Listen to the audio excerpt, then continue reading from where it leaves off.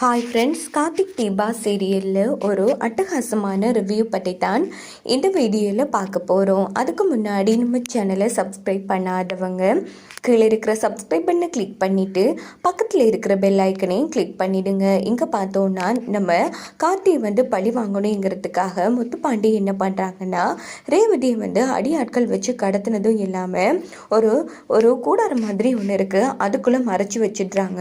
ஊர் மக்கள் கொளுத்தும் போதோ ரேவதியும் கூடவே சேர்ந்து இல்லாமல் போகட்டும் அப்படின்னு. இங்கே பார்த்தோன்னா கார்த்திக் கோவில் முழுக்க எல்லா இடமும் தேடி பார்த்துடுறாங்க. ரேவதியை எங்கே தேடியுமே காணும். உடனே அவங்க சரவணனும் அவங்க வைஃபும் என்ன ஆச்சு, ஏன் டென்ஷனாக இருக்கீங்க அப்படின்னதும், ரேவதியை காணுங்க, நான் எல்லா இடமும் தேடி பார்த்துட்டேன் அப்படின்னதும், கண்டிப்பாக அந்த முத்துப்பாண்டி தான் ஏதோ பண்ணி இருக்கணுங்க, இங்கே பாருங்க வாங்க நம்ம தேடலாம் அப்படின்னுட்டு எல்லா இடமும் தேடிட்டு இருக்காங்க. ஆனால் ரேவதியை காணவே இல்லை. ஸோ இதனால இவங்க 3 பேருமே செம்மையாக பயப்பட ஆரம்பிக்கிறாங்க. அப்போ நம்ம சரவணன் இங்கே பாருங்க கார்த்தி, இதுக்கு ஒரே வழி, முதல்ல அந்த முத்துப்பாண்டியிட்டு போய் கேளுங்க, கண்டிப்பாக அவன் தான் ரேவதி ஏதும் பண்ணியிருப்பான் அப்படின்னதும் உடனே கார்த்திக் வேகமாக கிளம்பி முத்துப்பாண்டி வீட்டுக்கு வராங்க. அப்போ அடியாட்கள் கார்த்திக் கூட சண்டை போட்டுட்ருக்காங்க. எல்லாரையும் அடினா அடித்து துவம்சம் பண்ணிவிட்டு முத்துப்பாண்டி சட்டையே பிடிச்சிட்றாங்க. இங்கே பாரு, எதுக்காக என் வைஃப் ரேவதியை கடத்தினேன், எங்கடா ரேவதி எங்கே வச்சிருக்கா அப்படின்னதும், டேய் முதல்ல கையை சட்டையிலேருந்து எட்ரா, எவ்வளோ தைரியம் இருந்தா என் வீட்டுக்குள்ளேயே என்னோட சட்டையை பிடிப்பா, ஆமாம் உன் பொண்டாட்டியை நான் தூக்குனதை நீ பாத்தியா, இங்கே பாரு அவ எங்கே இருக்கா எங்கே போனான்னு எனக்கு தெரியாது அப்படின்னதும், நடிக்காத, என் கூட மோதுறதுக்கு உனக்கு தைரியம் இல்லாமல் என் பொண்டாட்டியை கடத்திருக்கல, ஒழுங்கு மரியாதையா ரேவதி எங்கன்னு சொல்லு அப்படின்னதும், என்னடா ரொம்ப ஓவராக பண்ணிகிட்ருக்க, வெளியூரில் இருந்து என்கிட்டயே உன் ஆட்டத்தை காமிக்கிறியா, இப்போ இந்த முத்துப்பாண்டி யாருன்னு உனக்கு தெரிஞ்சுதா அப்படின்னதும், இங்கே பாரு முத்துப்பாண்டி,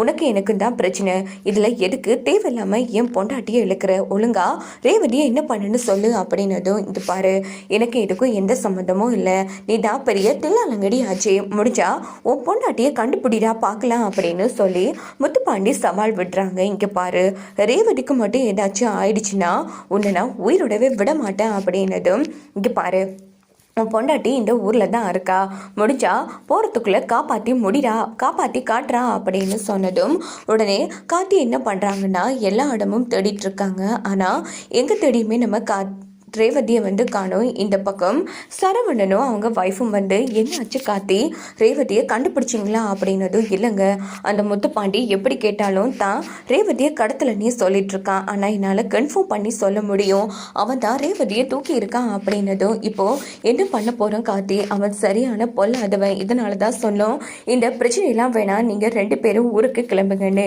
இப்போ பார்த்தீங்களா எங்களால் தான் உங்களுக்கு இவ்வளோ பிரச்சனை அப்படின்னு நம்ம ரேவதியோட ஃப்ரெண்ட் ரொம்ப ஃபீல் பண்ணி பேசிக்கிறாங்க. பரவாயில்ல, நடந்து போச்சு, ரேவதியை எப்படி காப்பாற்றணும்னு எனக்கு தெரியும் அப்படின்னுட்டு நம்ம கார்த்திக் ரொம்ப ஃபீல் பண்ணிட்டு தேடிட்டு இருக்காங்க. இங்கே பார்த்தோன்னா முத்துப்பாண்டியோட வைஃபை தான் காமிக்கிறாங்க. இந்த மனுஷன் பாவத்துக்கு மேலே பாவம் பண்ணிட்டு இருக்காரு. இப்போதான் அந்த வெளியூர் தம்பியால் ஊர்க்காரங்களுக்கு ஒரு நல்லது நடந்திருக்கு, இப்படி நல்லது பண்ண தம்பியை இப்படி தவிக்க விடுறாரு, இந்த பாவம் இவரை தான் சேரும், முதல்ல நாம் இவர் தான் அந்த ரேவதியை வச்சிருக்கிற இடம் நமக்கு தெரியுமே, பேசாமல் அந்த தம்பிக்கிட்டே சொல்லிடலாம் அப்படின்னுட்டு முத்துப்பாண்டியோட வைஃப் என்ன பண்ணுறாங்கன்னா, நம்ம கார்த்தி தேடிட்டு இருக்கும்போது எதிர்ச்சியாக சந்திக்கிறாங்க. தம்பி, நான் முத்துப்பாண்டியோட பொண்டாட்டி அப்படின்னதும், சொல்லுங்கள் என்ன விஷயம் அப்படின்னதும், இங்கே பாருங்கள் தம்பி, உங்கள் வைஃபை என் புருஷன் தான் கடத்தி வச்சுருக்கான், அவர் எங்கே வச்சுருக்காருன்னு எனக்கு தெரியும் அப்படின்னதும், என்ன சொல்கிறீங்க, ஆமாம் எங்கே வச்சுருக்காரு அப்படின்னதும், உடனே முத்துப்பாண்டி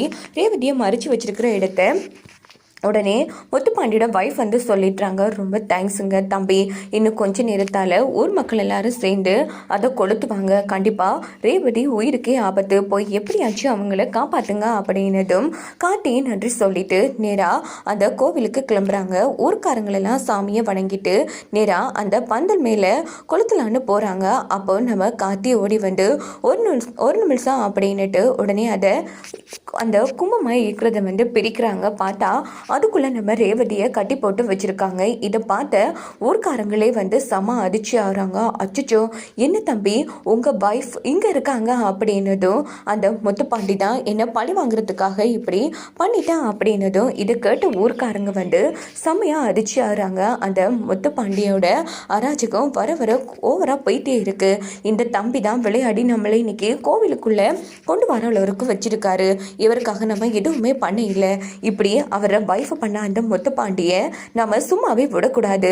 வாங்க முதல்ல அவனை என்னன்னு கேட்டுட்டு வரலாம் அப்படின்னுட்டு ஊர்க்காரங்கள்லாம் நேராக முத்துப்பாண்டி வீட்டுக்கு கிளம்பி வராங்க. முத்துப்பாண்டி, உன் ஆட்டம் எல்லாமே அதிகரிச்சுட்டு போகுது. எவ்வளோ தைரியம் இருந்தா அந்த தம்பியோட வைஃபை நீ இப்படி குளத்தை பார்த்துருப்ப, உன்னெல்லாம் உயிரோடவே விடக்கூடாது அப்படின்னு ஊர்க்காரங்க கல்லாலேயே எரிஞ்சிட்டு இருக்காங்க. இங்கே பார்த்தோன்னா முத்துப்பாண்டியோட அடியாட்களாலையும் சமாளிக்கவே முடியல. உடனே கதவை சாத்திடுறாங்க. தம்பி, எங்கள் ஊருக்காக ரொம்ப கஷ்டப்பட்டு விளையாடி இருக்கீங்க தம்பி. உங்களுக்காக நாங்கள் எதுவுமே பண்ண இல்லை.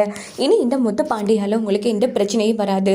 நீங்கள் பார்த்து பத்திரமா உங்கள் ஒய்ஃபை கூட்டிகிட்டு ஊருக்கு கிளம்புங்க அப்படின்னதும் கார்த்தியும் ரேவதியும் ஊர்க்காரங்களுக்கு நன்றி சொல்லிட்டு அங்கேருந்து கிளம்புறாங்க. இந்த பக்கம் கார்த்தியை வந்து ரேவதி கட்டி பிடிக்கிறாங்க. ரொம்ப நன்றி ராஜா, நீ மட்டும் சரியான நேரத்தில் வராமல் இருந்திருக்க, இன்னைக்கு நான் உயிரோடவே இருந்திருக்க மாட்டேன் அப்படின்னதும் அதான் நான் இருக்கல, நான் உயிரோடு இருக்கும் வரைக்கும் உனக்கு எதுவும் ஆக விட மாட்டேன் அப்படின்னு கார்த்திக் சொன்னதும் எனக்கு தான் நீ வருவன்னு எனக்கு தெரியுமே அப்படின்னு ரேவதியும் சந்தோஷமா பேசிக்கிறாங்க. அதுக்கப்புறமா பார்த்தோன்னா ரெண்டு பேரும் கிளம்பி நேராக ஊருக்கு வராங்க.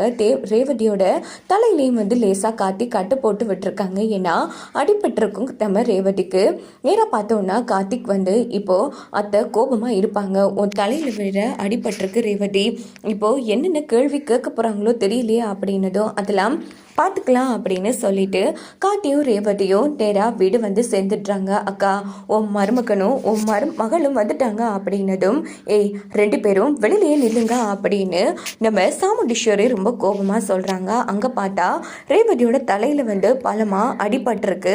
இதை பார்த்ததும் உடனே சாமுண்டீஸ்வரி கோபத்தை மறந்துட்டு ரேவதி, என்ன இது தலையில் அடிபட்டிருக்கு, என்ன ஆச்சு அப்படின்னதும் இந்த பக்கம் ராஜராஜனும் அதானே மாப்பிள்ளை, என்ன ஆச்சு மாப்பிள்ளை ரேவதிக்கு அப்படின்னதும் உடனே நம்ம ரேவதி வந்து சந்திரா வந்து பார்க்குறாங்க. அப்போ கார்த்திக் நடந்த விஷயத்த சொல்லலான்னு வரும்போது ராஜா இருங்க, அம்மா தான் அவங்க தங்கச்சி பெரிய இதுன்னு தலையில் தூக்கி வச்சு கொண்டாடிட்டு இருக்காங்கல்ல, அம்மாவுக்கும் அவங்களோட சுயரூபம் தெரியட்டும். இங்கே பாருங்கம்மா, நான் யார் கூட போனேன், என் புருஷன் கூட தானே போனேன், அதுவும் கோட்ஸால் நாங்கள் 6 மாதம் ஒன்று சேர்ந்து இருக்கணும்னு அவங்களே சொல்லியிருக்காங்க. இருந்தாலும் உங்ககிட்ட கேட்டுட்டு போனால் விட மாட்டீங்கம்மா. முக்கியமாக என் ஃப்ரெண்டு ஒருத்திக்கு வந்து சீர்வரிசை கொடுக்கறதுக்காக தான் நான் ராஜாவை கூட்டிட்டு போனனே தவிர அவர் கூட ஒன்று சேர்ந்து ஊர் சுற்றுறதுக்காக இல்லை. இப்போ என் புருஷன் கூட சேர்ந்து என் ஃப்ரெண்டுக்கு சீர்வரிசை கொடுக்க போகிறேன்னு சொன்னால் நீங்கள் விடுவீங்களா? இல்லை, அதனால தாம்மா நான் ராஜாவை கூட்டிட்டு யாருக்கிட்டேயும் சொல்லாமல் கிளம்பினேன். மற்றபடி ராஜா கூட ஊர் சுத்தணுங்கிற நோக்கத்தில் கிளம்பவே இல்லை.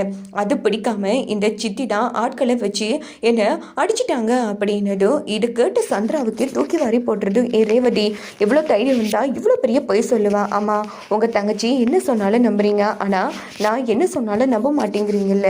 பாருங்கம்மா, அவங்கள அன்னைக்கு அடிச்சு நிற்கிற காரணத்துக்காக பழி வாங்கணுங்கிற நோக்கத்தில் தான் இப்படி ஆள் வச்சு அடிச்சிட்டாங்க அப்படின்னதும் இதை கேட்ட சாமுண்டீஸ்வரி செம்ம கோபப்பட்டு சந்திரா, என்ன இதெல்லாம், இது ஓம் வேலையா அப்படின்னதும் ஐயோ அக்கா, இவர் தேவையில்லாமல் எஸ்கேப் ஆகிறதுக்காக என்ன மாட்டி விடுறாக்கா, என்ன நம்புக்கா, நான் வளர்த்த பொண்ணுக்கு ஆள் வச்சு அடிப்பேனா, நான் அப்படி பண்ணவே இல்லை அப்படின்னதும் உடனே நம்ம ரேவதி வந்து கார்த்தி, பார்த்தீங்களா உங்கள் கூட சண்டை போட்ட ரவுடிங்க என்ன சொன்னாங்க சொல்லுங்க அப்படின்னதும் உடனே கார்த்தி வந்து முழிக்கிறாங்க. அப்போ ரேவதி வந்து கார்த்திக்கு கண்ணடிக்கிறாங்க. இங்கே பாருங்கம்மா, கார்த்தி கூடவே சண்டை போட்டாங்க. அப்போது எங்கள் சந்திரா மேடம் தான் எங்களை அனுப்புறேன்னு அவங்களே உண்மையை சொல்லிட்டாங்கம்மா. இனி நம்புறதும் நம்பாததும் உங்கள் இஷ்டம். ஐயோ தலைவலிக்குதே அப்படின்னதும் மாப்பிள்ளை முதல்ல ரேவதியை கூட்டிகிட்டு உள்ளே போங்க, ரெஸ்ட் எடுக்கட்டும் அப்படின்னு ராஜராஜன் சொன்னதும் கார்த்தியும் ரேவதியும் உள்ள நல்லபடியாக எஸ்கேப் ஆயிடுறாங்க. இந்த பக்கம் சாமுண்டீஸ்வரி வந்து சந்திரா, நீ என்னதான் இருந்தாலும் இப்படி பண்ணிருக்க கூடாது, அவனு வேணும்னா ஆள் வச்சு அடிச்சிருக்கலாம். இப்ப பாத்தியா, அவனை அடிக்க போய் அடிபட்டு வந்திருக்கிறது என்னோட பொண்ணு தான். இங்க பாரு, எனக்கு கேட்காம எதுவுமே நீ பண்ணக்கூடாது, அதுக்கப்புறமா உன் மேல இருக்கிற நம்பிக்கை எனக்கு விட்டு போயிடும் அப்படின்னு கோபமா பேசிட்டு நம்ம சாமுண்டீஸ்வரி அங்கிருந்து போனதும் நம்ம சந்திரா வந்து எவ்வளவோ சொல்ல முயற்சி பண்றாங்க. ஆனா நம்ம சாமுண்டீஸ்வரி நம்புற மாதிரி இல்லை. ஸோ சின்ன சின்ன விஷயத்துல எல்லாம் சந்திராவை கோத்து விட்டு மாட்டி விட்டா தான் நம்ம கார்த்தி ரேவதி எஸ்கேப் ஆக முடியும். வாங்க வெயிட் பண்ணி பார்க்கலாம்.